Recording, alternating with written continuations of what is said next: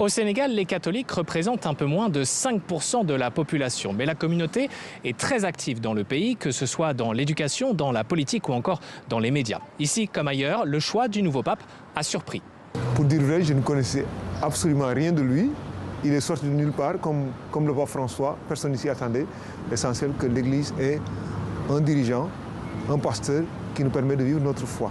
Que ce soit africain, asiatique, européen ou américain. C'est, comme dit le Saint Paul, il n'y a ni juif, ni grec, ni païen. Nous sommes tous unis au Christ. Le Sénégal est souvent cité comme un modèle d'entente entre les catholiques et les musulmans. Les fidèles sénégalais espèrent donc que le nouveau pape Léon XIV poursuivra ce dialogue interreligieux, ainsi que l'engagement social de son prédécesseur, le pape François, mais cela tout en respectant scrupuleusement les valeurs traditionnelles de l'Église. Nous sommes dans un monde avec beaucoup de troubles, avec beaucoup de difficultés, surtout en matière d'emploi, tout ce qui est nourriture. La faim dans le monde entier, j'allais dire la pauvreté.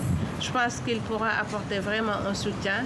L'Église n'est pas un iPhone qu'on paramètre. Non, ce n'est pas un iPhone. L'Église, c'est sur une base bien déterminée. La question de l'ordination des femmes, par exemple? Non.